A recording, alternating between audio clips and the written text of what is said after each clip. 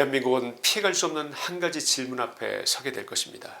우리의 선거는 과연 무사했는가? 6.3 선거 결과는 가짜 아닌가?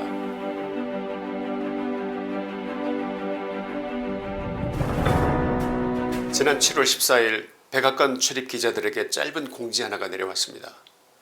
목요일 밤 9시 트럼프 대통령이 대국민 담화를 한다. 주제는 선거 그리고 투표기기에 대한 것이다.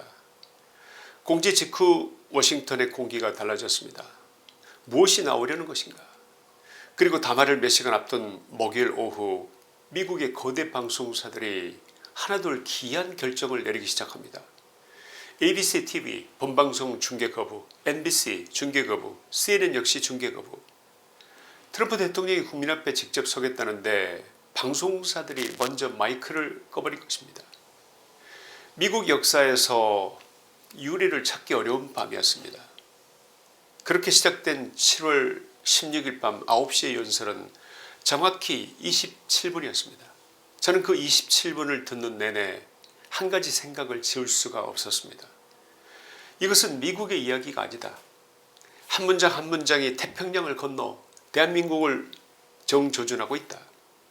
오늘 그 대한민국의 이야기를 해보려고 합니다. 트럼프 대통령이 이날 밤 기밀 해제를 선언하면서 국민 앞에 꺼내놓은 것은 크게 5갈래입니다. 어느 것 하나 폭탄 아닌 것이 없습니다. 그 어느 것 하나 중앙선관위와 이재명의 심정을 돌로 내리찍지 않은 것이 없을 것입니다. 첫째, 중국이 미국 유권자 파일 2억 2천만 건을 손에 넣었다는 것입니다.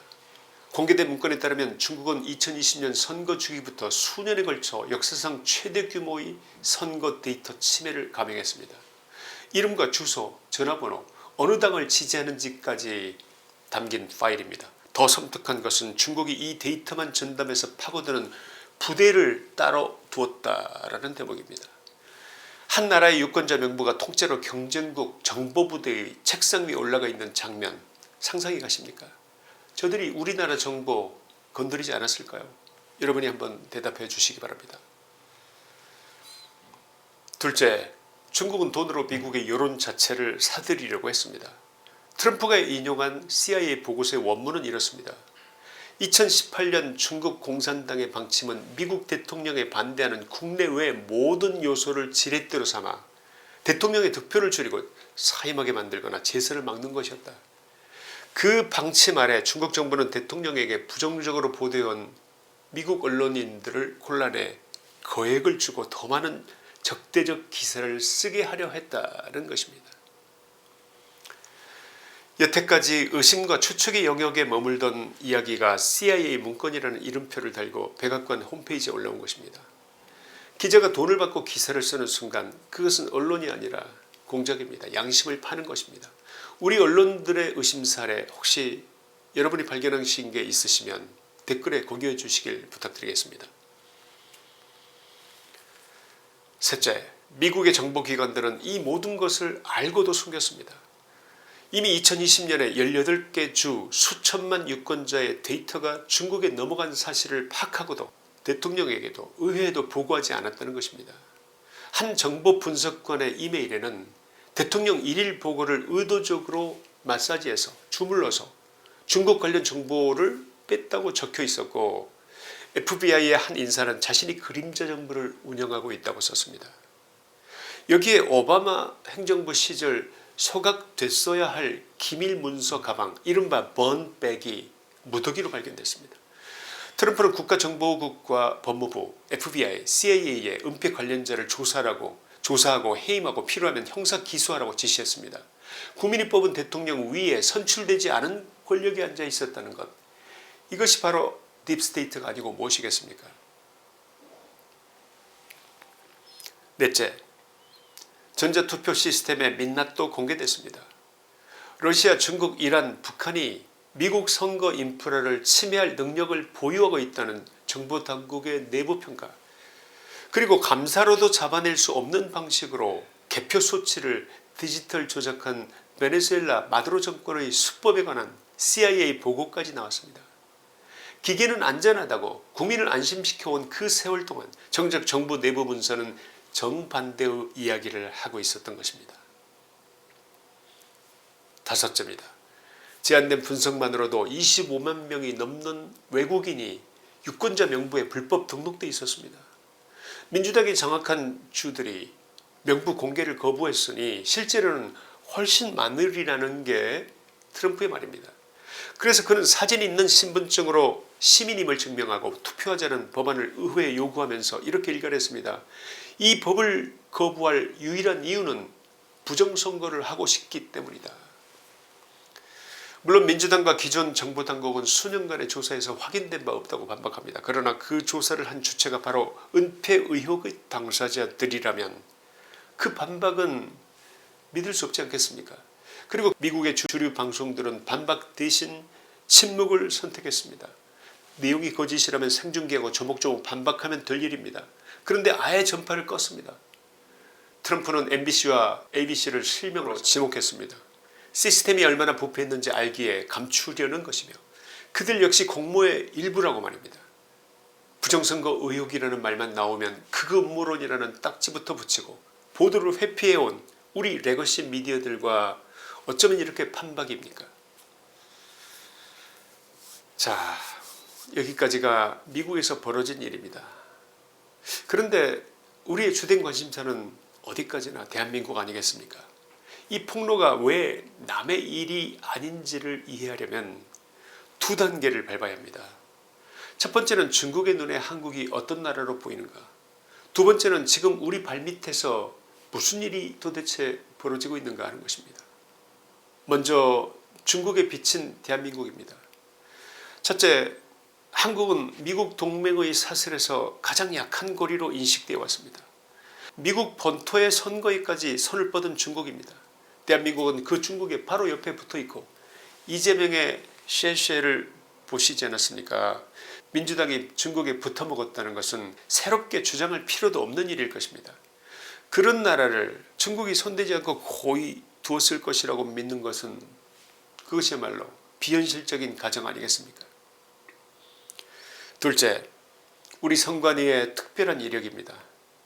중앙선관위는 2013년 인천 송도에 세계선거기관협의회 AWEB이라는 국제기구를 주도해서 만들었고 해외 선거지원 사업을 벌여왔습니다. 그런데 2020년 감사원 감사에서 선관위와 AWEB 사이에 부적절한 관계가 지적됐다는 보도가 있었고 이 조직의 해외 사업을 둘러싼 의혹 제기는 지금도 끊이지 않고 있습니다. 선거 시스템을 수출한다는 기관이 정작 자기 시스템에 대한 의혹 하나 시원하게 해소하지 못하고 있는 것입니다. 셋째, 미국의 시선이 이미 한국을 향해 움직이고 있다는 신호들입니다. 트럼프 대통령의 최측근 인사들이 이달 한국의 부정선거 실태를 조사했다는 국내 언론의 단독 보도가 나와 있습니다. 사실이라면 예사로운 일이 아닙니다. 담화가 있던 바로 그날 루비오 국무장관은 60여 개국 대표를 소집해 좌익 정치폭력 대응회의를 열었습니다. 그 60개국에 우리나라가 들어있다는 소식은 들어보지 못했습니다. 국제정치학자 아이켄베리는 미국이 주도해온 자유주의 국제질서의 특징을 열린 시스템이라고 불렀습니다. 다른 나라들이 미국 안으로 들어와서 자신의 이익을 관철할 수 있을 만큼이나 관대한 질서였다는 것입니다. 트럼프는 바로 지금 그 문을 닫아 걸고 있습니다. 국경 없는 세계화에서 국경 있는 세계화로 전선은 미국 대 중국, 자유진영 대 좌익 세력으로 다시 그어지고 있습니다. 그 전선 위에서 대한민국의 좌표는 어디입니까? 국민은 자유진영에 서 있는데 이 정권은 지금 어느 쪽에 서 있느냐 이 말입니다. 이제 두 번째 단계, 우리 발밑에서 벌어지고 있는 일입니다. 지난 6월 3일 지방선거 날로 잠시 돌아가 보겠습니다. 그날 저녁 서울 송파의 투표소들에서 믿기 어려운 안내가 흘러나옵니다. 투표용지가 떨어졌으니 기다리라는 것입니다. 줄을 서 있던 유권자들이 발길을 돌렸고 선관위 사무총장은 그날 밤 9시에 고개를 숙였습니다. 총 140군데의 투표소에서 난리가 났습니다. 이게 세계 최고 IT 강국이라는 대한민국에서 벌어진 일입니다. 여러분, 그런데 그것은 서막이었습니다. 그 후에 쏟아진 제보와 의혹들을 아시지 않습니까? 첫째, 인쇄가 겹쳐 나온 이른바 배춧잎 투표지. 둘째, 끝과 끝이 서로 붙은 투표지. 셋째, 신권 돈다발처럼 접힌 흔적 하나 없이 빳빳한 투표지 다발. 넷째, 선관위 전산망이 조작에 얼마든지 노출될 수 있다는 현직 직원의 양심선언 영상까지.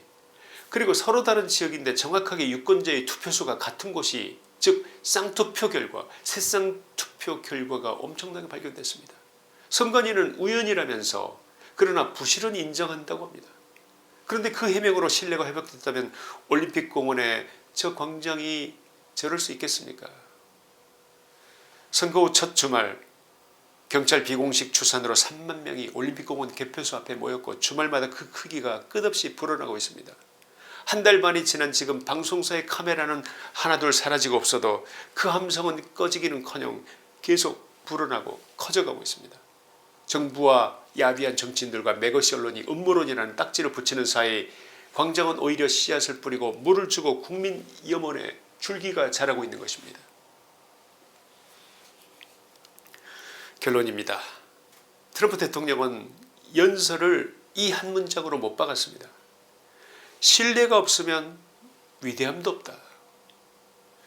논리는 단순하고 그래서 무섭습니다. 선거는 민주공화국의 심장입니다. 심장이 의심받는 나라는 그 어떤 것도 해낼 수가 없습니다. 의혹에 음모론이라는 딱지를 붙여 덮는 나라와 의혹을 국가가 직접 파헤쳐 밝히는 나라, 여러분 어느 쪽이 선거를 지키는 나라입니까? 이 폭탄은 미국에서 터졌지만 그 파편은 반드시 태평양을 건너옵니다. 백악관의 문건이 한 장 한 장 공개될수록 중국이 어느 나라에서 누구에게 돈을 뿌렸는지 드러날수록 그 명단이 어느 나라의 언론인들과 어느 나라의 정치인들이 올라있는지 밝혀질수록 대한민국은 피해갈 수 없는 한 가지 질문 앞에 서게 될 것입니다. 우리의 선거는 과연 무사했는가? 6.3 선거 결과는 가짜 아닌가? 1960년 3월 15일 이 나라는 부정선거를 겪었습니다. 그때 먼저 일어선 것은 학생들이었고 청년들이었습니다. 그리고 한 달 뒤 역사가 바뀌었습니다. 2026년 여름 올림픽 공원의 밤을 지키는 청년들을 보며 저는 66년 전의 그 봄을 떠올립니다. 놀고 싶고 쉬고 싶은 나이의 청년들이 왜 개표소 앞에서 밤을 새웁니까?